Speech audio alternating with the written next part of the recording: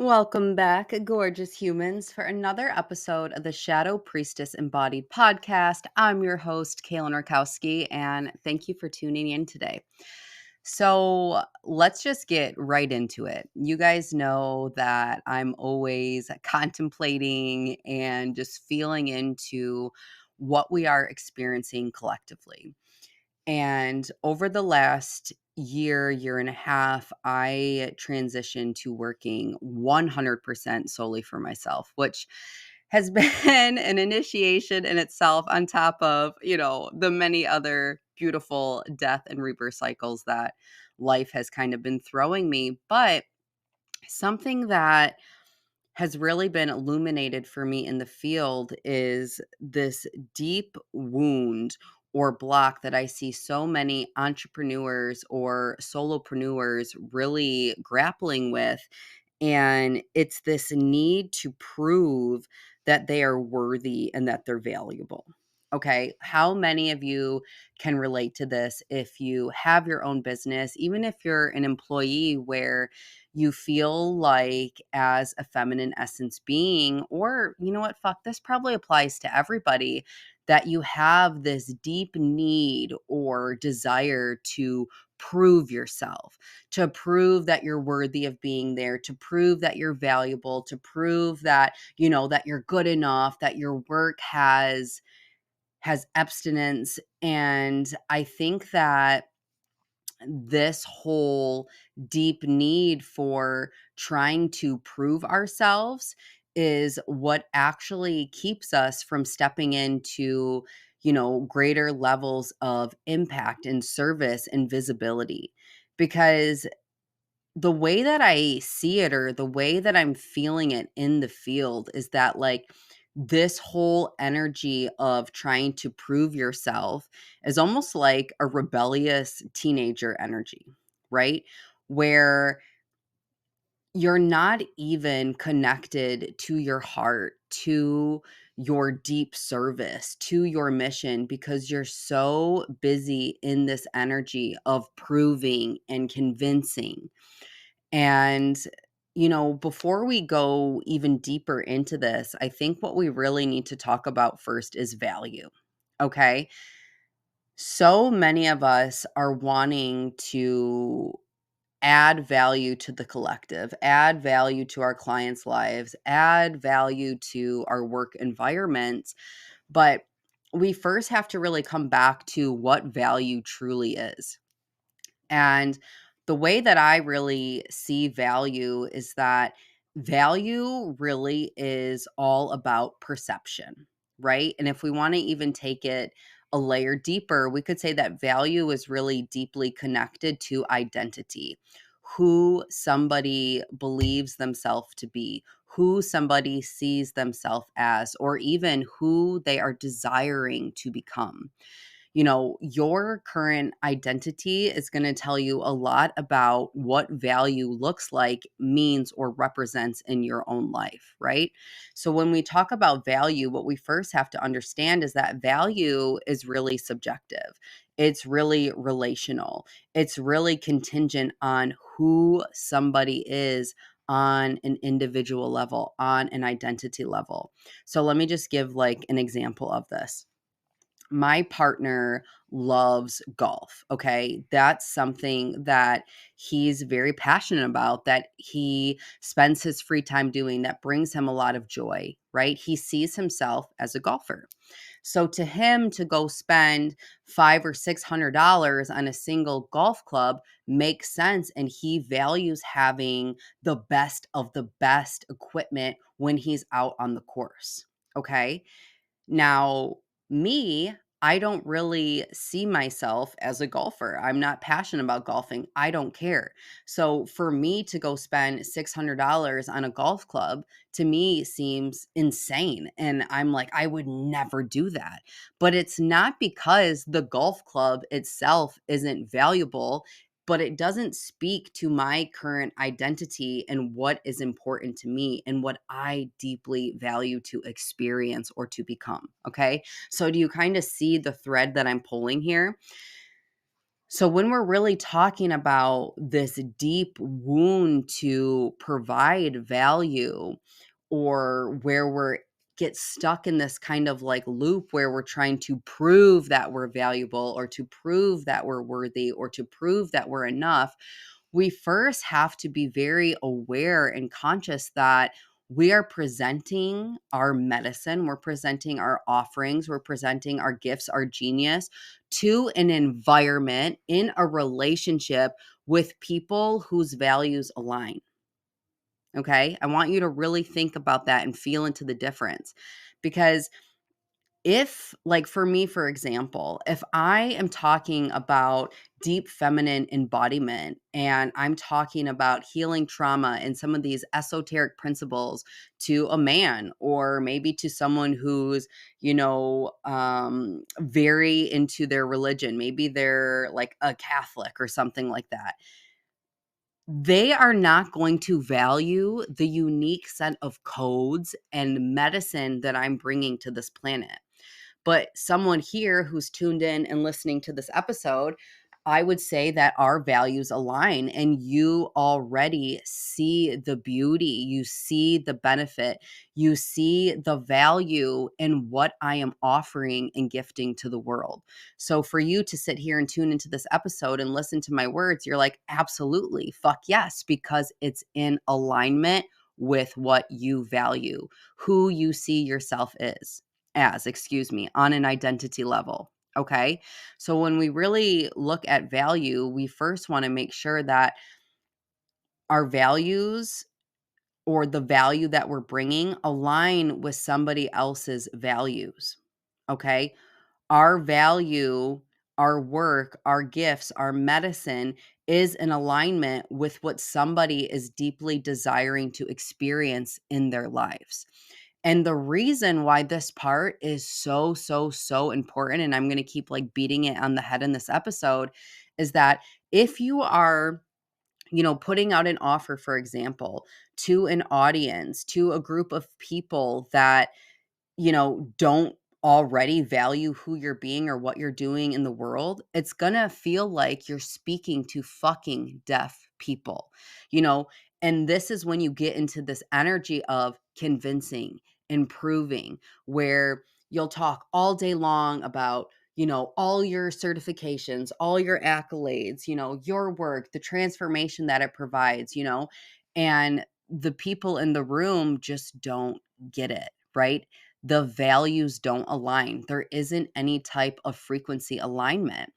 And when this begins to happen, it takes you out of your heart, it takes you out of your mission, it takes you out of your service, and it puts you in this people pleaser, proving, convincing, angry teenager energy where you're going to jam pack your offerings. You're going to add extra calls. You're going to put every little piece of knowledge that you've learned over the last few years to try to prove that to these people that it's valuable. And at the end of the day, these people just don't care, right? They just don't care. And your deep desire to make these people care who aren't in alignment with you or what you're offering to the world literally keeps you from reaching the people that would benefit or get the highest service from your medicine, who already see you and say, oh my gosh, that's the coach I want to work with. That's the course I want to do. This is the company I want to work with, because they see it as an extension of themselves, or what they deeply desire to experience and become. And when we're so heavy in this proving energy, we literally get disconnected from our creativity. We get disconnected from our channel. We get disconnected from our vessel, because instead of leading with the heart and leading with the mission, we get trapped in the mind. We get trapped in the ego, right? Where all we can think about is, trying to be right, trying to be good enough, right? Essentially like trying to survive. And when you're stuck in this survival loop, this people pleaser loop, this proving loop, you are not in your sovereignty. And if you're here to be a change maker, to be a trailblazer, to be a blueprint changer, this requires you to be deeply connected to your heart, to your soul, and absolutely 100% sovereign. Okay? Because the only way that you can really tap into the full capacity and potency and emanation of your gifts, of your voice, of your mission is when you come back into the heart and you lead with the body. You lead with the part of you who already knows that they are worthy, who already knows that they are good enough, right? And when you're so deeply connected to that oracular knowing, right? That full body recalibration, remembrance, attunement to your medicine, you don't have to prove shit to anybody because you've already fully claimed it, embody it, and are honoring it and cultivating it within yourself. And I know for me that this has probably been one of the hardest things for me to truly lean in and embody, that it is actually my ability and my willingness to be repelling and to not be appeasing to the masses, to not try to prove myself, that actually makes me the most magnetic. Because instead of, operating from this deep feminine wound where I want to be so deeply chosen, seen, accepted, loved, I'm giving that to myself first and foremost. And when I choose myself and I choose my work and I choose, my gifts, my medicine, etc., it makes it so much easier for the people who truly value that unique set of energetic mechanics, those codes, that signature that I emanate, to find me because I'm so fully embodied in the soul fire of that truth. But when I get stuck in trying to convince and trying to prove and trying to please and, "Oh God, just please pick me. Say I'm good enough," right? I lose that inner fire. I lose that inner magnetism. I lose my power, right?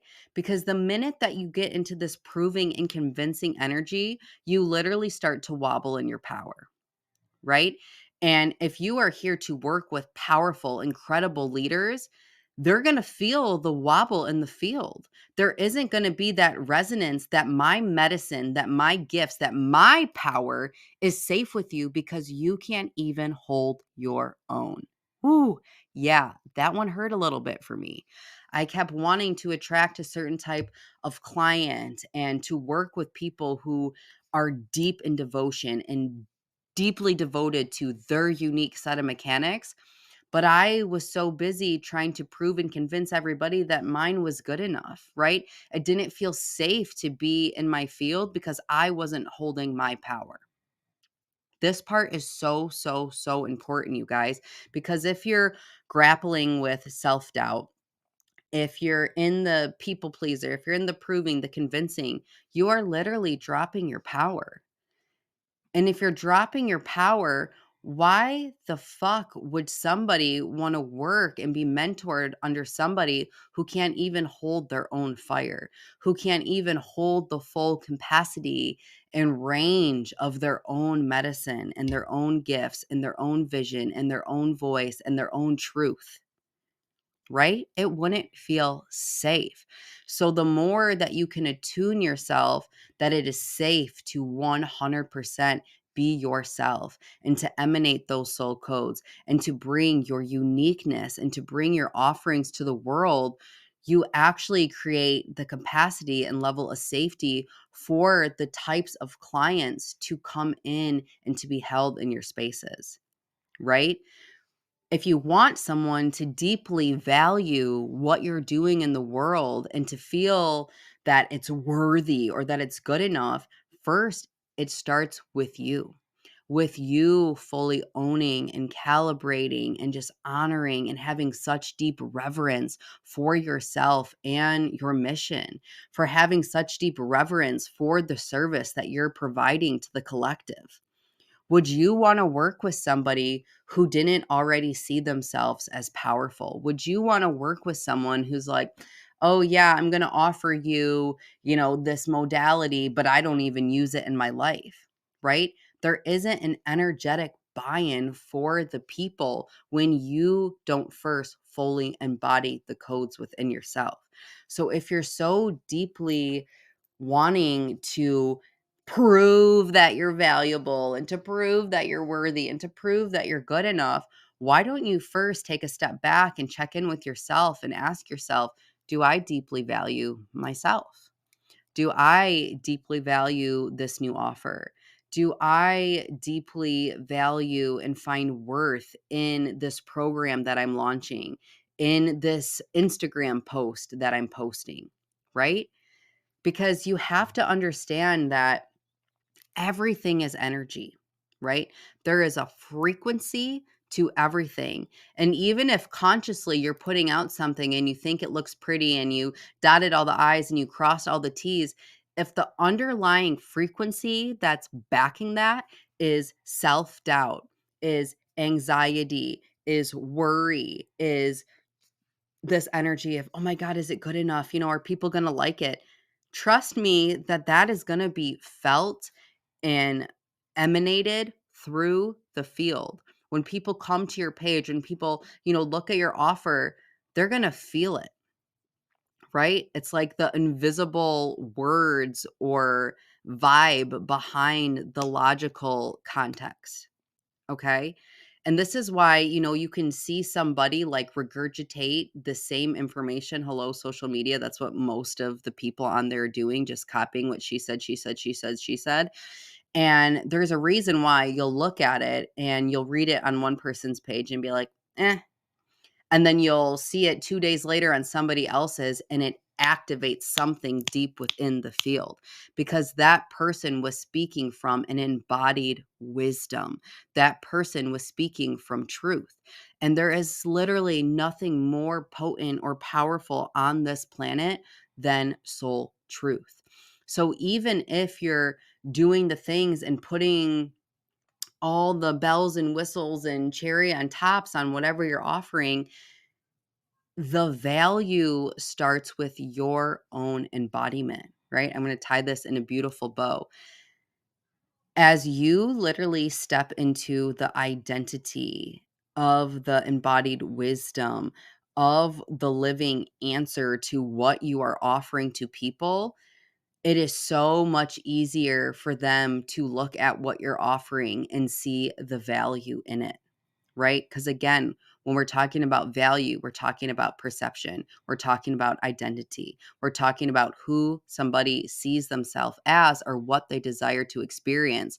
So if you are not a full emanation of that truth, of that teaching, of that wisdom, then it's going to be a lot harder for somebody to look at your offering or to look at your medicine or whatever it is and to see the value in it because you aren't the living proof of what you're offering.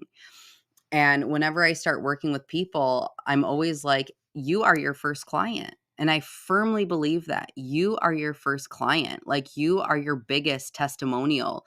And if you are wanting to guide people through transformation on any level, you have to first take yourself deep into your own depths of transformation and embodiment, because then it literally comes from knowledge to embodied wisdom.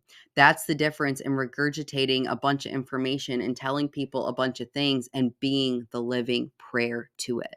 Knowledge versus embodied wisdom all happens through your own identity and embodiment, who you are choosing to be.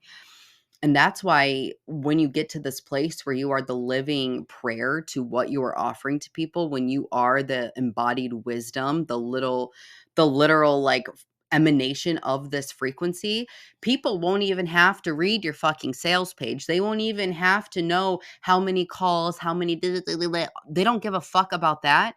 They feel that heart resonance. They come to you on frequency alignment, and it's that intuitive knowing that you are the coach, the mentor, insert blank for them, because it's deeply felt in the field that you hold these certain key codes that get to be unlocked purely by being in your field. Not to go on a whole nother side tangent, and maybe I'll make this another episode, but it's like we get so tripped up and distracted in what is the offer, how many calls, how many, courses or sections should I have? Should I do it blah, blah, blah, this way, that way, whatever? It doesn't matter. It's all a distraction.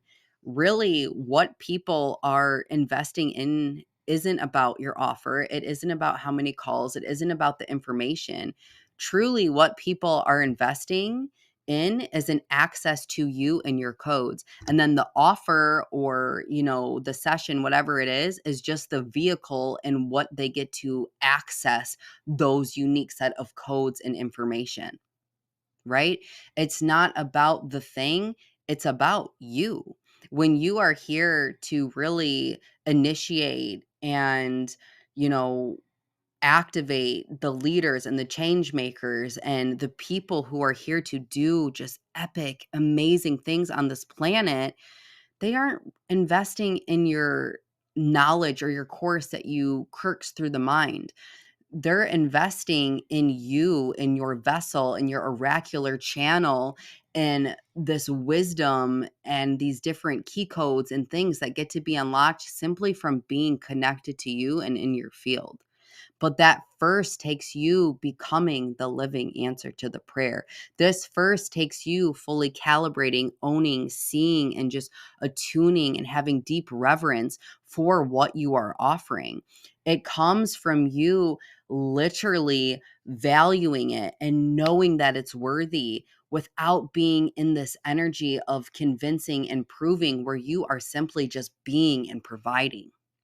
It's such a different energy to be in when you are in providing and in your beingness and in your service versus trying to get blank, trying to prove, trying to convince. The energy is sticky, right? It's almost repelling to people, where it's like you're trying to get something from them, versus when we come into this energy of providing and being, it's coming from this energy of giving, of overflow, right? Where you are such deep, just oracular wisdom and embodiment of the thing, that the offerings and the service and everything else just pours out of you out of overflow, because you can't help but to share it, because it is literally an extension of who you are, right? It's a natural byproduct of who you are being. And the way I see it, when we're fully embodied in this, when we're owning our gifts, when we value it, when we see it, when we're literally living it, it's like where the doing and the being come at this beautiful intersection, where it's just like sacred doing, where the doing is an extension of the being and the being is an extension of the doing. And it's this beautiful, just interconnection of both, right? Where it simply just gets to be about expression, where it gets to be you just being the full emanation of your God given divinity, of your God given sovereignty, of your God given gifts. But this can only first happen when you first begin to own it, to see it, to recognize it, to welcome it, and to fully embody it in yourself.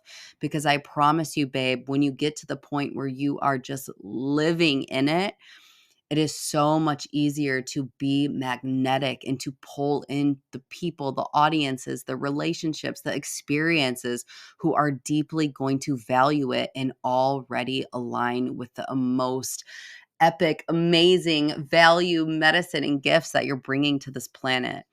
So stop trying to prove that you're worthy. Stop trying to convince people that you're good enough, and drop back into the heart, drop back into the body, drop back into the oracular knowing and reverence that you already are. Because when you're there, babe, like that is the sweet spot to begin opening all the doors to everything in your life that you truly desire to experience.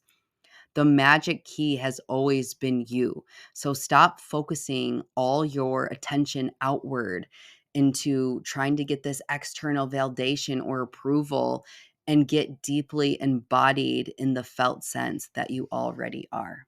Love you.